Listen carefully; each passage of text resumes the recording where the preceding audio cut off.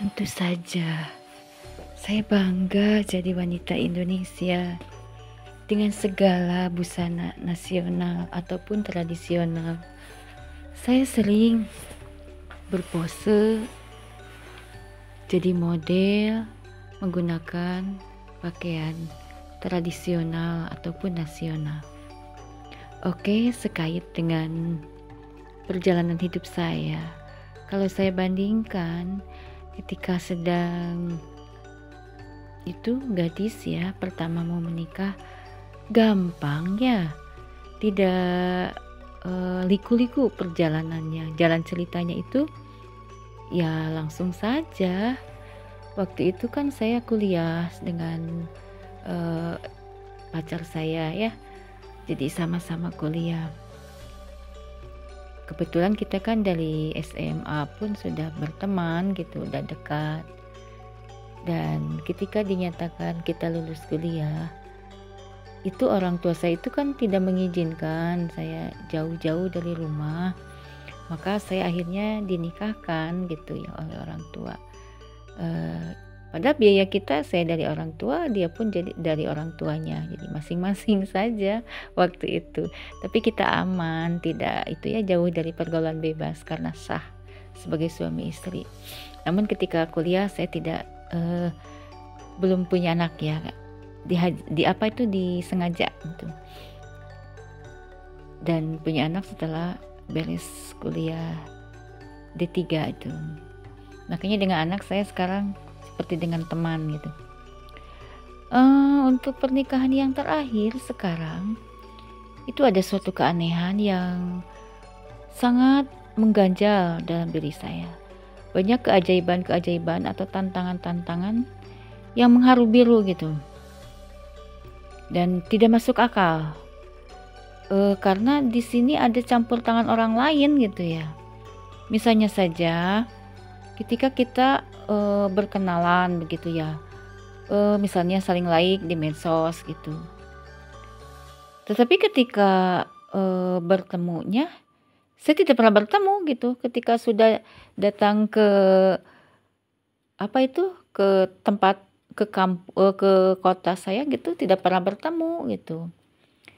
Nah, kalau dulu kan ketika saya masih ada orang tua gitu ya, kalau ada pria yang mau yang punya niat untuk melamar atau kenalan, tidak langsung melamar kan, kita berkenalan dulu, apa cocok atau tidak, itu langsung ke rumah gitu ya, kita ngobrol gitu, dan tidak ada pihak lain yang menghalangi gitu. Ya mau datang ke rumah, mau siang, mau pagi gitu, tidak ada yang ikut campur. Kalau sekarang aneh ya, saya ini selama ini saya sudah beberapa kali gitu ya, berkenalan baik di medsos gitu ya, maupun kita berkenalan di jalan atau saat saya pergi misalnya ke Solo gitu, ke Tuban, ke apa tuh ya, atau saya di medsos berkenalan dengan Bupati Indramayu gitu ya, dengan Mas siapa tuh, Mas Luki gitu ya, Mas Luki Hakim. Ya kita berkenalannya dulu kan di medsos dulu itu ya. Tapi kan sama-sama orang seni, seperti sudah kenal aja gitu ya. Nah tetapi keakraban itu ya, tidak ada ujungnya begitu, menggantung lah gitu ya. Seperti dengan itu siapa, ya Bapak Aing juga ya, sekarang tidak pernah bertemu begitu. Ya kita baru berkenalan apa itu ya, karena saya sudah lama tidak bertemunya dulu waktu seminar internasional gitu. Sekarang kita saling lihat di medsos aja, dan memang tidak semudah yang dibayangkan untuk suatu pertemuan sekarang itu ya, walaupun dengan sahabat sendiri itu susah gitu, sulit gitu. Nah itu, terus sekait dengan itu, dengan perkenalan ya, kalau perkenalan itu kan kadang ada sampai ke saling cocok, saling memiliki begitu ya. Nah selain itu pun untuk sekait dengan jodoh ya, jodoh saya gitu, saya tuh menginginkan gitu ya, tidak boleh ada campur tangan orang lain ya Jadi jangan dihalangi atau digiring ke rumah tempat praktek prostitusi ya. Jadi tolong kepada semua pihak ya, kalau ada pria yang menanyakan saya, tolong diantarkan ke rumah saya saja ya. Gitu kan, kalau orang luar tidak tahu rumah saya. Ya walaupun saya Sherlock begitu kan, kalau Sherlock itu kadang mencari-carinya titiknya di sini misalnya.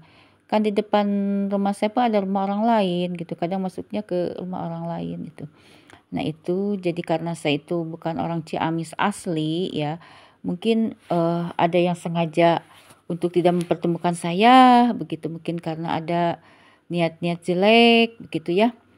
Mungkin saja niat jeleknya itu ada yang ingin memiliki saya, ada yang iri juga begitu, karena kalau tamu saya kan para pejabat gitu ya, orang-orang penting. Jadi, untuk kedepannya gitu, barusan juga saya melihat gitu ada mobil entah entah siapa, tapi tiba-tiba masuk ke mobil itu tetangga saya yang sudah punya suami gitu. Saya terkejut, "Loh kok punya suami masuk ke mobil orang?" Ya seperti itulah ya, keadaan di sini memang memprihatinkan. Sebetulnya saya tidak peduli, tetapi yang penting ya untuk, sekait dengan apa itu, pria saya gitu ya. Kalau yang datangnya ke sini menanyakan saya, tolong ya disampaikan, diantarkan pada saya, gitu ya. Itu menurut kakak saya pun ya,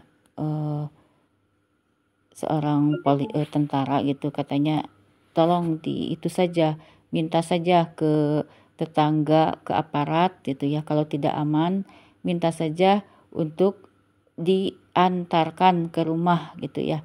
Gitu kata kakak saya. Memang saya selalu dipantau juga ya, medsos saya begitu ya, curhat-curhat saya itu oleh keluarga saya gitu ya, walaupun di sini saya seorang diri gitu. Jadi jangan ada pihak yang macam-macam menghalangi, mempermainkan begitu ya. Karena ya maaf, kalaupun saya misalnya dihalangi ya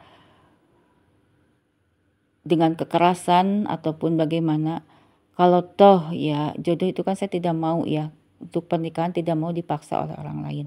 Terima kasih, itu saja ya untuk semua, mohon jadi perhatian.